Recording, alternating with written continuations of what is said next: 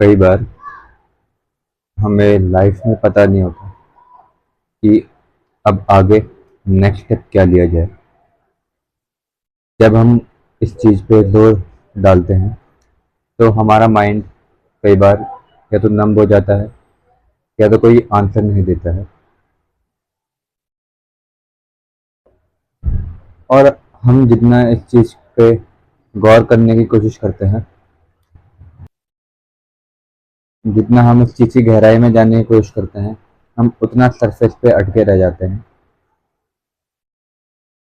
और इस चीज़ का अगर मैं एग्जांपल देना चाहूँ तो अभी मेरे को वीडियो शूट करनी थी और मुझे कोई आइडिया नहीं आ रहा था कि किस टॉपिक के ऊपर बात करी जाए। मैंने सोचा, मैंने अपने दिन को एनालाइज किया कि आज दिन भर में मैंने क्या क्या किया, कौन सा मोमेंट मुझे अफेक्ट करता है और किस मोमेंट में मेरे दिमाग में एक पर्टिकुलर थॉट आता है। बट इतना सब कुछ सोचने के बाद भी मेरे दिमाग में कोई आइडिया नहीं आया आज की वीडियो के लिए। तो मैंने इसी चीज़ के ऊपर वीडियो बनाने की सोची, which I think is something that everyone is going through in their life. आप सब में से कई लोग इस समय एक ऐसे पॉइंट पर होंगे जहां उन्हें कोई आइडिया नहीं है अब अपने करियर में आगे कैसे बढ़ना है, क्या आपको उस करियर में रहना भी है या नहीं।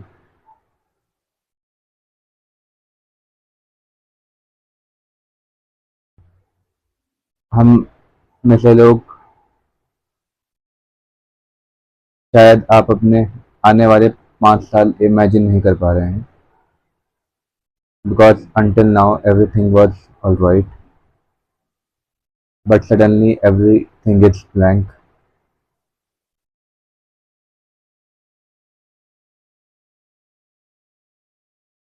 और ऐसा अक्सर लाइफ में तब होता है जब हम एक नॉन ट्रेडिशनल पाथ या तो चूज करते हैं या तो हम एक ऐसे पाथ में आगे निकल जाते हैं जो हमसे काफ़ी ज़्यादा अनफेमिलियर है, जिस पाथ में काफ़ी ज़्यादा अनसर्टेनिटी होती है। And as I have talked about in my previous videos कि अनसर्टेनिटी एक ऐसी चीज़ है जिससे इंसान काफ़ी ज़्यादा डरता है,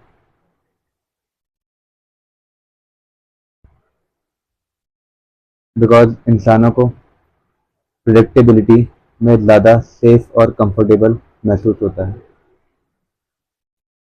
इंसानों को आदत है पैटर्न रिकॉग्नाइज करने की, उनको नेम देने की, ताकि वो उस टास्क से इजीली डील कर पाएँ।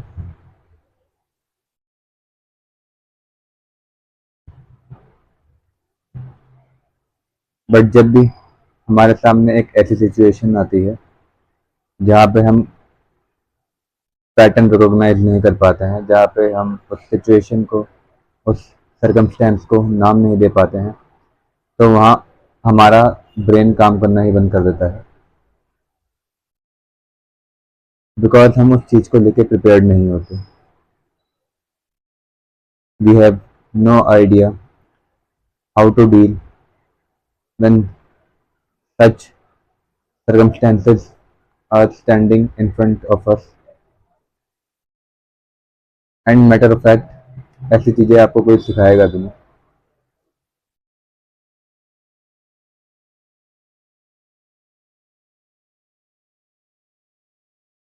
तो यहाँ पे सबसे बड़ी प्रॉब्लम जो आती है आपके सामने वो है कि how to face such situations. Because जब आपका माइंड एक जो ऐसा टूल है जो आपके सर्वाइवल में काफ़ी ज़्यादा इम्पोर्टेंट है, आपके लाइफ की डायरेक्शन को डिसाइड करने में जिसका बहुत बड़ा हाथ है, वही काम करना बंद कर देता है, तो ऐसे में क्या कहा जाए। एक चीज़ जो मुझे बड़ी हेल्प करती है जब मैं मेंटली काफ़ी ज़्यादा नम हो जाता हूँ या मैं इमोशनल केओस में होता हूँ, वो है वॉकिंग। आप कहीं भी हो, कुछ भी कर रहे हो, आप अपने लिए थोड़ा सा टाइम निकालिए और एक वॉक पे निकल जाइए। अगर आप कंट्री साइड रहते हो तो nature shouldn't be an issue, क्योंकि वहाँ पे तो चारों तरफ आपको पेड़ पौधे मिल ही जाते हैं। बट अगर आप अभी शहर में भी रह रहे हो तो कोशिश करो कि ऐसे पार्क में जाओ जहाँ पे पेड़ पौधे थोड़े ज़्यादा हों, बिकॉज वॉकिंग एक ऐसी एक्टिविटी है जो आपको मेंटली भी और फिजिकली भी एंगेज रखती है। और वॉकिंग के दौरान ही आप रियलाइज़ करते हो कि आपके अंदर जो क्लटर ऑफ थॉट्स है और क्लटर ऑफ इमोशन है वो कैसे आपको अंदर ही अंदर खाया जा रहा है। And when you start walking you can see, you can even observe what you really see is see how those thoughts are emerging from you, and as you keep moving forward these thoughts come and leave, and by the end of your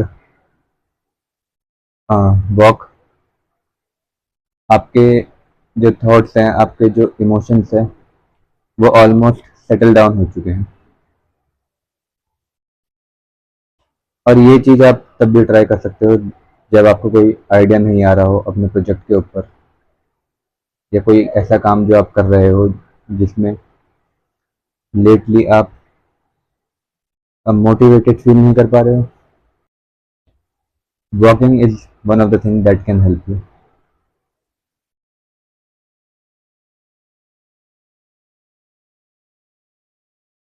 for example, जब मैं walk पे जाता हूँ तो मेरे दिमाग में काफ़ी आइडियाज़ आते हैं कंटेंट को लेकर, और जो इमोशनल क्योस होता है मेरे अंदर कि क्या मैं अपनी लाइफ में सब कुछ सही कर रहा हूँ या नहीं, क्या ये जो मैं कंटेंट बना रहा हूँ ये कभी वर्क भी करेगा या नहीं। एंड या इट हेल्प्स अ लॉट। तो आपसे मैं एक ही गुजारिश करूँगा कि जितना हो सके टाइम निकालिए और वॉक पे जाइए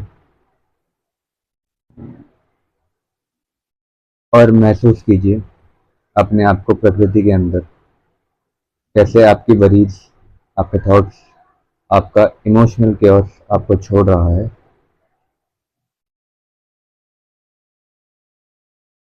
मॉडर्न वर्ल्ड और सोशल मीडिया ने हमको इतना मेंटली और इमोशनली नंब कर दिया है कि जब तक हम इमोशनली इंटेंस फील नहीं करते हैं अंदर से, तब तक हम ना तो कोई काम कर सकते हैं और ना ही हमारा कोई काम करने का मन करता है।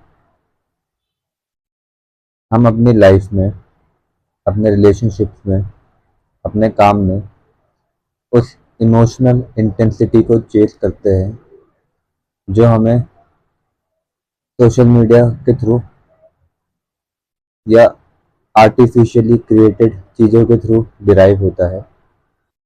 हम उन इमोशनल हाइज को इतना ज़्यादा चेस करते हैं कि हम ऑर्डिनरी चीज़ों को अप्रिशिएट ही नहीं कर पाते, जिनमें से एक वॉकिंग है। हम अपनी लाइफ में ऑर्डिनरी मोमेंट्स को चेरिश ही नहीं करते हैं, भले ही फिर वो हमारे आसपास के लोग हों जो हमारे साथ हैं। हम हर हमेशा एक नए आदमी की तलाश में होते हैं जो हमें एक बेटर अंडरस्टैंडिंग के साथ समझे, लेकिन हम अपने आस पास के लोगों को बिल्कुल ही इग्नोर कर देते हैं।